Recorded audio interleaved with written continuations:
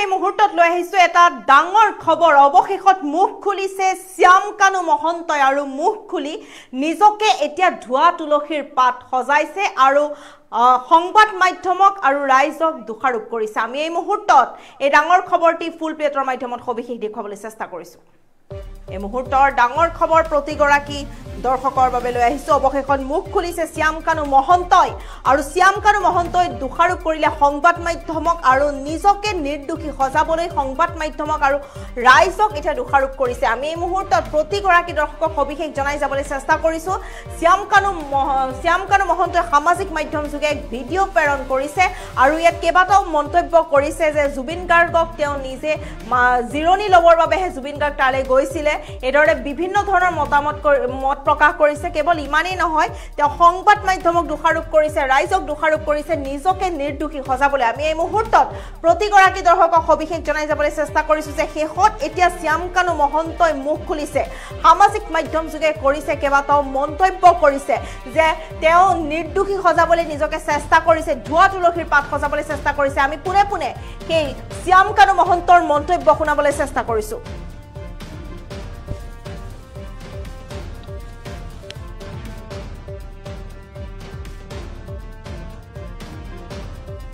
নমস্কাৰ শ্ৰদ্ধেয় ৰাইজ কেইটামান কথা ৰাইজৰ আগত মুকলি কৰি দিয়াৰ কাৰণে কথা কোৱাৰ কাৰণে আহিলো যোৱা কিছুদিন ধৰি আমাৰ মৰমৰ জুবিনৰ ঘটনাটোৰ পাছত চাৰিপিনে বিৰাট ৰাইজ দুখত নিয়মান হৈছে আমাৰো কাৰণে আমাৰ বুকুৰ আপোন মোৰ অতি একেলগৰ ফিলচফাৰ ফ্ৰেণ্ড গাইড মানুহজনৰ ঢুকোৱাৰ পাছত আমি খুব নিয়মান অৱস্থাত আছো আৰু কিছুমান কথা ক'বলৈ ওলাই আহিছো কাৰণ ইমান বেছি ভুৱা কিছুমান কেম্পেইন হোৱাৰ কাৰণে আমি কথাখিনি ক'ব চেষ্টা কৰিছো শ্ৰদ্ধেয় ৰাইজ মই গুৱাহাটীলৈ যোৱাৰ কথা আছিলে আজি কিন্তু ইমানেই বেছি মোলৈ মেছেজ আহিলে প্ৰায় কেইবা হাজাৰ মেছেজ আহিছে যে গুৱাহাটীলৈ গ'লে বুলি সেই প্ৰেক্ষাপটত যাব পৰা নাই সেই সময়ত খুব মন আছিলে গৰিমাৰ ওচৰত থিয় দিয়া মোৰ পৰিয়ালৰ নিচিনা মোৰ ভগ্নী গৰিমা বা দলটোৰ লগত এই ঘটনাটোৰ পিছত থিয় দিব পৰা নাই কিন্তু কিয় পৰা নাই ৰাইজ গম পাইছে কাৰণ আমাক প্লেনিং কৰা হৈছে কিন্তু আচলতে জুবিন গাৰ্গক মৃত্যুত আমি দুখী নেকি এই কথাখিনি খুব কিছুদিন ধৰি ছ'চিয়েল মিডিয়াত কিছুমান ব্যক্তিয়ে টিআৰপিৰ আশাত আমাকে দুখী সজাই কেংগেৰু কাউট পাতি যে নিজৰ ডিক্ৰী দিলে কিন্তু আচলতে কথাটো কি জুবিন গাৰ্গক আমি কিয় মাতি আনিছো শ্ৰদ্ধা ৰাইজ আমি যেটো নৰ্থ ইষ্ট ফেষ্টিভেল ডিল কৰো হেতু উত্তৰ পূবৰ বিভিন্ন সংস্কৃতি বা খাদ্য বা পৰ্যটনৰ প্ৰসাৰ কৰা হয় প্ৰথম 2013 চনত পাতোতে আমি জুবিন গাৰ্গৰ লগতে কথা পাতিছিলো তেখেতেই আমাক ব্ৰেণ্ড এম্বাসেডৰ হিচাপে গাইড কৰিছে যে মই সংযুক্ত থাকিম অনুষ্ঠানটো আমি একেলগে কৰিম টিভিত বা বিভিন্ন মিডিয়াত তেওঁ বহুবাৰ কৈছে যে শ্যাম কানুৰ সৈতে মিলি আমি নৰ্থ ইষ্ট ফেষ্টিভেল পাতো দিল্লীত বা বিশ্বৰ বিভিন্ন ঠাইত তেওঁ নিজে ইয়াত সংপৃক্ত আছে বুলি বহু ভিডিঅ' আছে মই আপোনালোকক জনাম দেখুৱাম এই ব্যক্তিজন আমি যেতিয়া বাহিৰত অনুষ্ঠান যতে কৰো আমি তেখেতৰ পৰা আলোচনা কৰো আৰু যেহেতু আমাৰ ব্ৰাণ্ড এম্বাসেডৰ আৰু যেতিয়া আমি বিদেশত কৰিলো দুইবাৰ তেওঁ বেংককত গৈছিলে আৰু এইবাৰো যেতিয়া আমি ছিংগাপুৰত কৰিবলৈ গলো তেখেতক আমি কলো যে ছিংগাপুৰত কৰিব বিচাৰিছো সো আমি কলো এনেকৈ কৰিব আমাৰ গোটেই প্ৰগ্ৰামটো এনেকুৱা হ'ব তেখেতক কলো যে তুমি যাবা নেকি তেখেতে ক'লে যাম মই যাম মোৰ লগত মোৰ ভাতৃ সন্দীপনক লৈ যাম আৰু মেনেজাৰ সিদ্ধাৰ্থ যাব আৰু আমাৰ শেখৰ যাব সো এনেকৈ ক'লে কোৱাৰ পাছত আমি পিছত আৰু গৰাকী সংগীত শিল্পীও আহিলে সো কোৱাৰ পিছত আমি আয়োজন কৰা প্ৰক্ৰিয়া আৰম্ভ কৰিলো আৰু প্ৰথম কথা শ্ৰদ্ধেয় ৰাইজ জুবিন গাৰ্গক মতাটো পাপ নহয় উত্তৰ পূৰ্ব আটাইতকৈ ডাঙৰ অনুষ্ঠান নৰ্থ ইষ্ট ইণ্ডিয়া ফেষ্টিভেলত উত্তৰ পূৰ্ব আটাইতকৈ ডাঙৰ যিজন সংগীত শিল্পী তেখেতক নিমন্ত্ৰণ কৰাটো যিহেতু আমাৰ ব্ৰেণ্ড এম্বাসেডৰো হয় আমাৰ লগত সংপৃক্ত হয় আৰু তেখেতক মতাটো পাপ কৰা নাছিলো এটো আমাৰ দায়িত্ব আছিল তেখেতক নিমন্ত্ৰণ কৰাটো তেখেত কিয় 17 তাৰিখে আহিলে এটো প্ৰশ্ন হৈছে তাৰ আগতে সুস্থ দেহাৰে আহিছে বুলি বহুতে লিখিছে কিন্তু তাৰ দুদিনমান আগতে তেখেতে আমাৰ 7 ছেপ্টেম্বৰত মুম্বাইত তেওঁ খুব ধুনীয়া পাৰফৰমেন্স কৰিছে মুম্বাইত আৰু তেখেতে 1 তাৰিখে নে 3 তাৰিখে দিল্লীত তেখেতে পূজাত এটা অনুষ্ঠান কৰাৰ কথা আছিল সম্পূৰ্ণ কনসাৰ্ট বা মিউজিক্যাল প্ৰগ্ৰাম কৰাৰ কথা আছিল কেৱটা প্ৰগ্ৰাম তেওঁ লাইন হৈছে তেখেতে প্ৰগ্ৰাম কৰি আছিল সো কটিকে সুস্থ দেহাৰে আমি অনাটো আমাক এটা অতি ভুল দোষাৰোপ কৰা হৈছে তৃতীয় কথাটো হৈছে তেখেতৰ 17 তাৰিখে এই কাৰণে আহিলে সেইদিনাখন ডাইৰেক্ট ফ্লাইট আহিলে কাৰণ কলিকতা হৈ আহিলে বহুত দীঘলীয়া হয় 19 তাৰিখে আমাৰ অনুষ্ঠান আৰম্ভ হয় সো সেইকাৰণে 17 তাৰিখে গ্ৰুপ ফ্লাইটত তেওঁ আহিছিলে লগতে দলটো আহিছিলে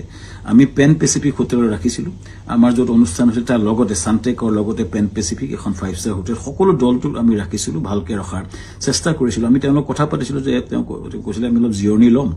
আৰু 20 তাৰিখে 19 তাৰিখে তেওঁ আৰম্ভণি অনুষ্ঠানত তেওঁ থাকিব আৰু 20 তাৰিখে তেওঁ দুটামান গান গাব ভূপেন হাজৰিকাৰ এটা ট্ৰিবিউট দিব এইটো আলোচনা আমাৰ হৈছিল পিছৰ 18 তাৰিখে দিনাখন 19 তাৰিখে আমাৰ অনুষ্ঠান আছিল 18 তাৰিখৰ দিনাখন আমি তেখেত খবৰ কৰিতে শুই আছিল আমাৰ বহুত বিভিন্ন উত্তৰ পূৰ্ব মানুহ আছিল তেওঁ লগত তেওঁ ভায়েক আছিল আৰু তেওঁ সিদ্ধাৰ্থ আছিল মেনেজাৰ আৰু দল আছিল 19 তাৰিখৰ দিনা ঘটনাটো ঘটিলে যেতিয়া আমাৰ সেইদিনাখন উত্তৰ পূৰ্বৰ বিভিন্ন মন্ত্ৰী বিষয়া লগত আমাৰ এখন মিটিং চলি আছিল উদ্যমী সকলৰ লগত সিংগাপুৰৰ মিটিং চলি আছিল যাতে আমি ৰাতিপুৱাই গৈছিলো তেতিয়া এই জাহাজৰ ঘটনাটো কথা মোক সিদ্ধাৰ্থ শৰ্মাই ফোন কৰিছিল 3:30 বজাত আমাৰ মিটিং আৰম্ভ হৈছিল 12:30 বজাত সো 11:30 মানতে মই সাংগ্ৰিলা হোটেলত গৈছিলো আৰু তাত 3:30 মান বজাত আমি গম পাইছিলো যে এনেকুৱা ঘটনা এটা ঘটিছে সিদ্ধাৰ্থ ফোন কৰিছিল কোত ঘটিছে কেনেকে ঘটিছে আমি একো গম পোৱা নাছিলো লগে লগে বহুখিনি তাকে লৈ ফোন আহিছিল কিন্তু মই উত্তৰ দিব পৰা নাছিলো আসলতে ইমান ডাঙৰ ঘটনাটো আমাৰ মৰমৰ বুকুৰ আপোন মানুহজন এনেকুৱা ঘটনা ঘটিছে কথাটো আমাৰ কাৰণে এটা থপমতৰ নিচিনা হ'ল আৰু লগে লগে আমি দূতাবাসৰ লগত কথা পাতি তালৈ গলো আৰু ঘটনাটো হ'ল আৰু এই ঘটনাটোৱে সকলোকে মুখৰে মাত নাইকিয়া কৰিলে আৰু গম পাই লগলে আমাৰ অনুষ্ঠানটো বাতিল কৰা বুলি আমাৰ হাই কমিছনে নিজস্বভাৱে ঘোষণা কৰিলে আৰু অনুষ্ঠান তাতে বাতিল কৰা হ'ল তাৰ পিছতো কোনবাই উলিয়াইছে আমি প্ৰগ্ৰাম কৰি আছিলো বুলি কিন্তু আসলতে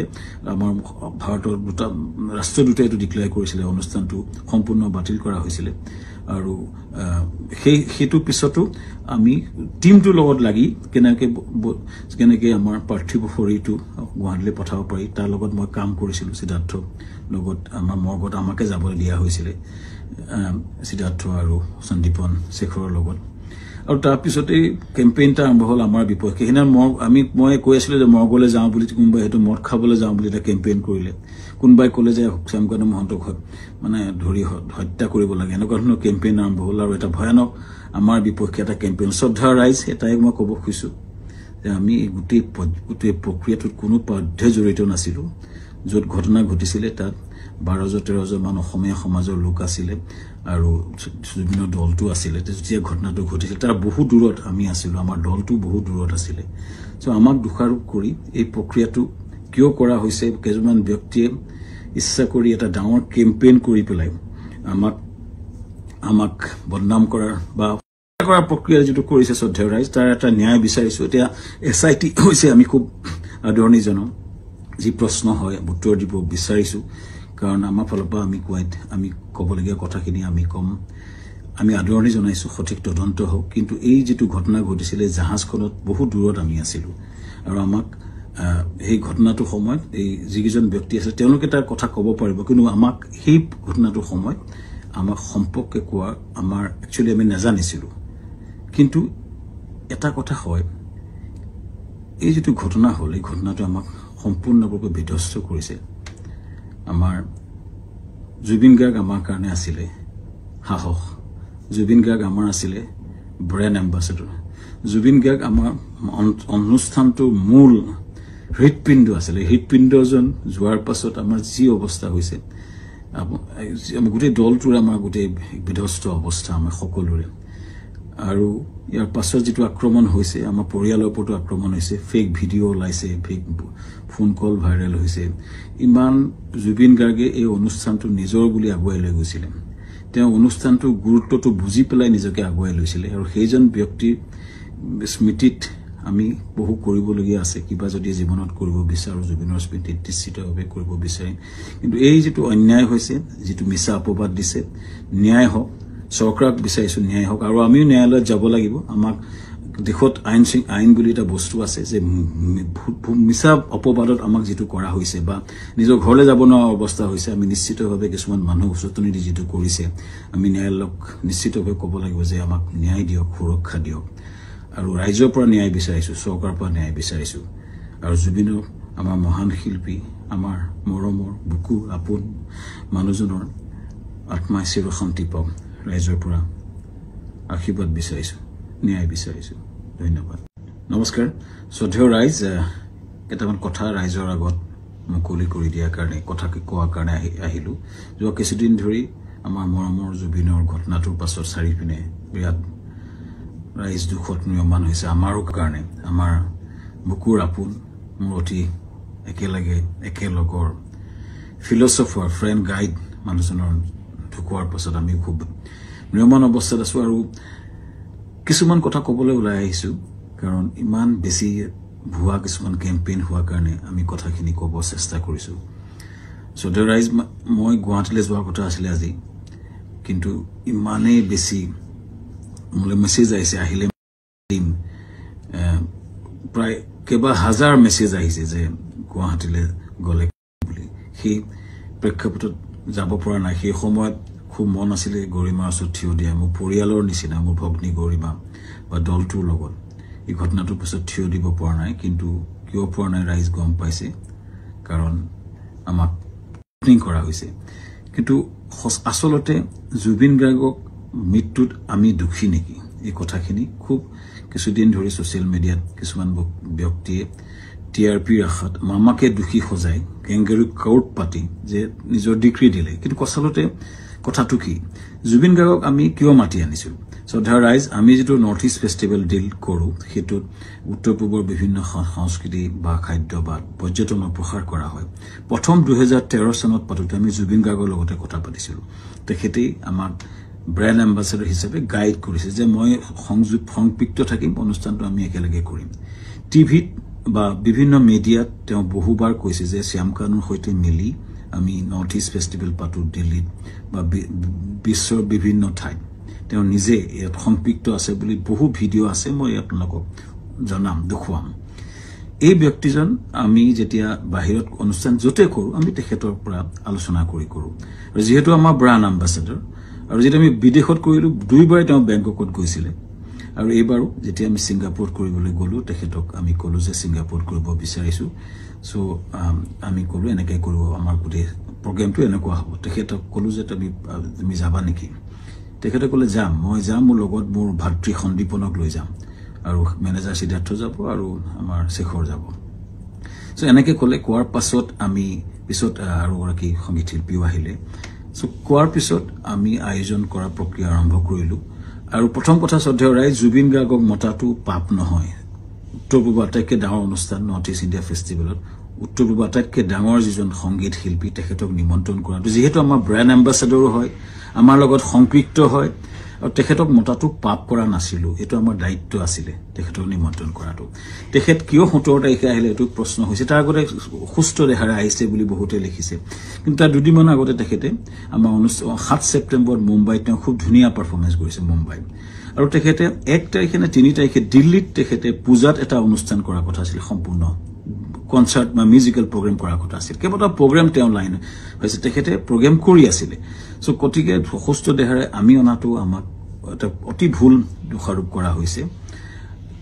তৃতীয় কথাটো হৈছে তেখেতে 17 তাৰিখে এই কাৰণে আহিলে সেইদিনা ডাইৰেক্ট ফ্লাইট আহিলে কাৰণ কলিকতা হৈ আহিলে বহুত দীঘলীয়া হয় 19 তাৰিখে আমাৰ অনুষ্ঠান আৰম্ভ হয় সো সেইকাৰণে 17 তাৰিখে গ্ৰুপ ফ্লাইটত তেওঁ আহিছিলে লগতে দলটো আহিছিলে আমি পেন পেচিফিক হোটেলত ৰাখিছিলো আমাৰ যত অনুষ্ঠান হৈছিল তাৰ লগতে সানটেকৰ লগতে পেন পেচিফিক এখন 5 ষ্টাৰ হোটেল সকলো দলটো আমি ৰাখিছিলো ভালকে ৰখাৰ চেষ্টা কৰিছিলো আমি তেওঁলোকক কথা পাতিছিলো যে তেওঁ কৈছিলে আমি অলপ জিৰণি লম আৰু 20 তাৰিখে 19 তাৰিখে তেওঁ আৰম্ভণি অনুষ্ঠানত তেওঁ থাকিব আৰু 20 তাৰিখে তেওঁ দুটামান গান গাব ভূপেন হাজৰিকাৰ এটা ট্ৰিবিউট দিব এইটো আলোচনা আমাৰ হৈছিল পিছৰ 18 তাৰিখে দিনাখন 19 তাৰিখে আমাৰ অনুষ্ঠান আছিল 18 তাৰিখৰ দিনাখন আমি তেখেতক খবৰ কৰিতে শুই আছিল আমাৰ বহুত বিভিন্ন উত্তৰ পূৰ্ব মানুহ আছিল তেওঁৰ লগত তেওঁ ভায়েক আছিল আৰু তেওঁ সিদ্ধাৰ্থ আছিল মেনেজাৰ আৰু দল আছিল 19 তাৰিখৰ দিনা ঘটনাটো ঘটিলে যেতিয়া আমাৰ সেইদিনাখন উত্তৰ পূৰ্বৰ বিভিন্ন মন্ত্ৰী বিষয়াৰ লগত আমাৰ এখন মিটিং চলি আছিল উদ্যমী সকলৰ লগত সিংগাপুৰৰ মিটিং চলি আছিল যাতে আমি ৰাতিপুৱাই গৈছিলো তেতিয়া এই জাহাজৰ ঘটনাটো কথা মোক সিদ্ধাৰ্থ সময় ফোন কৰিছিল 3:30 বজাত আমাৰ মিটিং আৰম্ভ হৈছিল 12:30 বজাত সো 11:30 মানতে মই সংগীলা হোটেলত গৈছিলো আৰু তাত 3:30 মান বজাত আমি গম পাইছিলো যে এনেকুৱা ঘটনা এটা ঘটিছে সিদ্ধাৰ্থ ফোন কৰিছিল কোত ঘটিছে কেনেকৈ ঘটিছে আমি একো গম পোৱা নাছিলো লগে লগে বহুখিনি তাকে লৈ ফোন আহিছিল কিন্তু মই উত্তৰ দিব পৰা নাছিলো আসলতে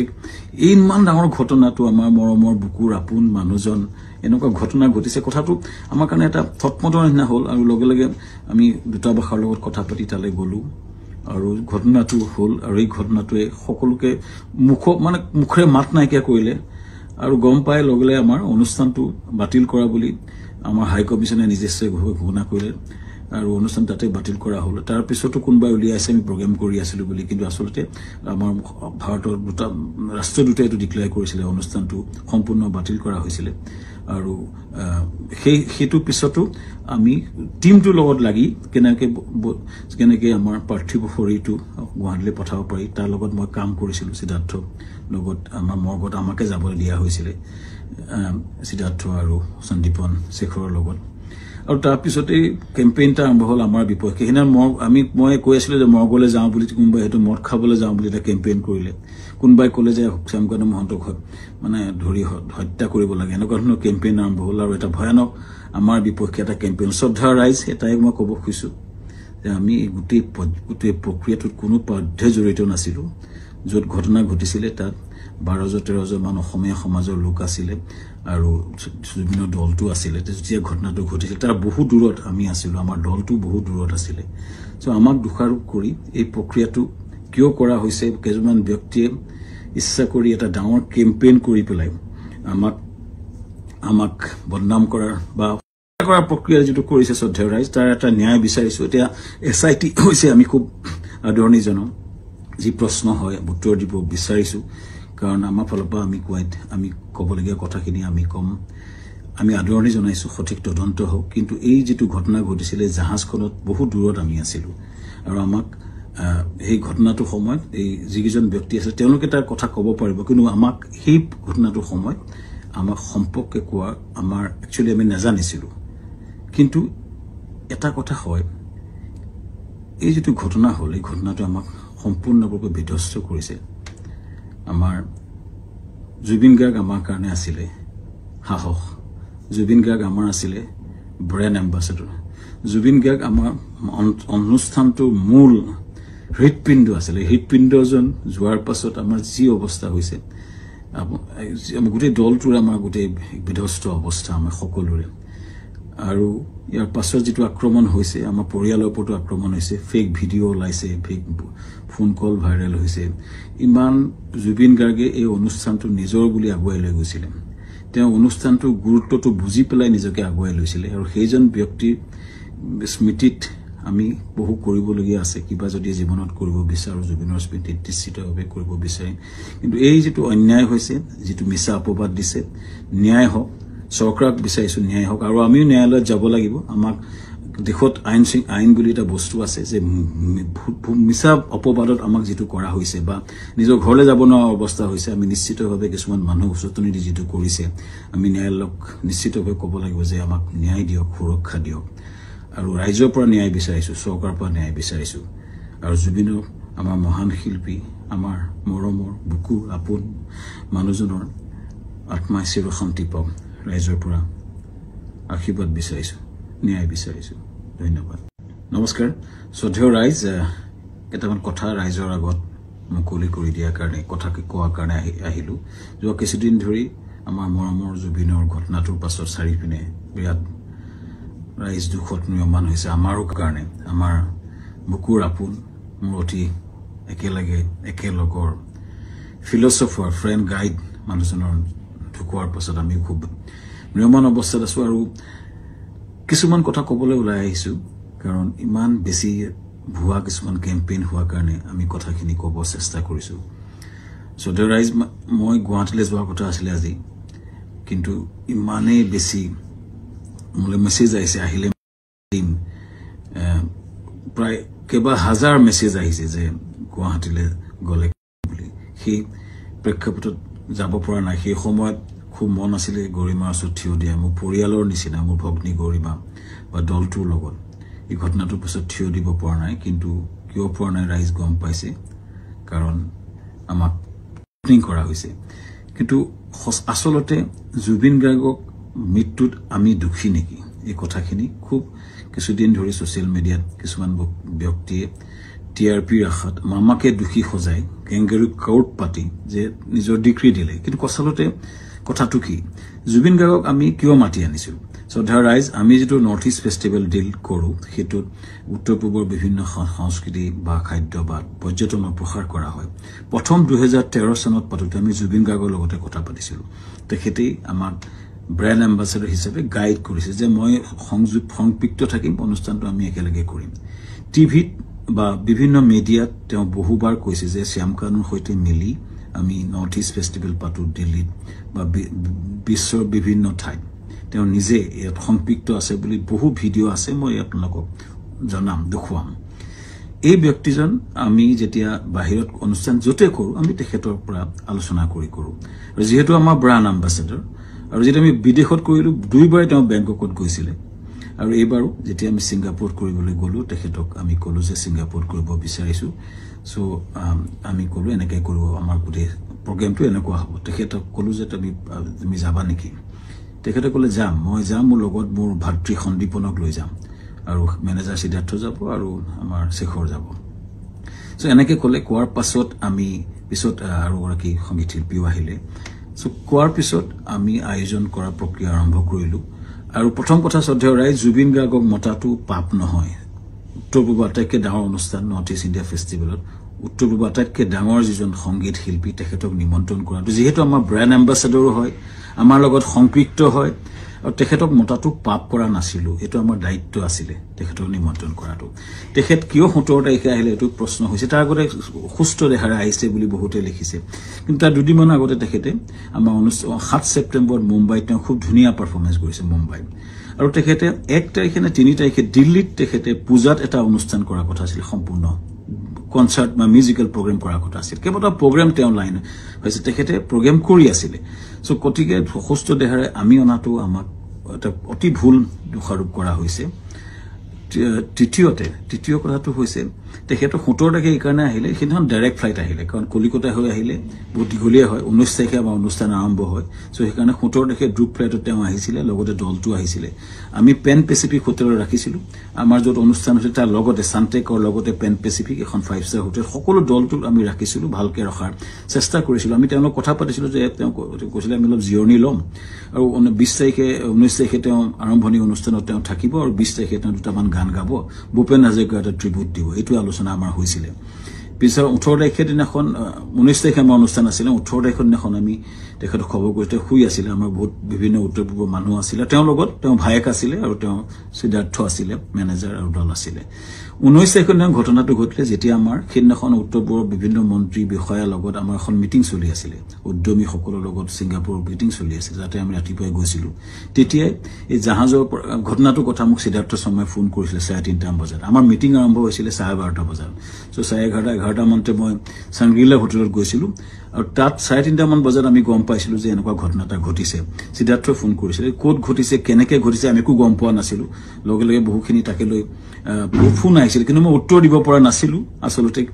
ইমান ডাঙৰ ঘটনাটো আমাৰ মৰমৰ বুকুৰ আপোন মানুহজন এনেকুৱা ঘটনা ঘটিছে কথাটো আমাৰ কাৰণে এটা থপমতৰ নিচিনা হ'ল আৰু লগে আমি দূতাবাসৰ লগত কথা পাতি তালৈ গলো আৰু ঘটনাটো হ'ল আৰু এই ঘটনাটোৱে সকলোকে মুখৰে মাত নাইকিয়া কৰিলে আৰু গম পাই লগে আমাৰ অনুষ্ঠানটো বাতিল কৰা বুলি আমাৰ হাই কমিছনে নিজে ঘোষণা কৰিলে আৰু অনুষ্ঠান তাতে বাতিল কৰা হ'ল তাৰ পিছতো কোনবাই উলিয়াইছে আমি প্ৰগ্ৰাম কৰি আছিলো বুলি কিন্তু আসলতে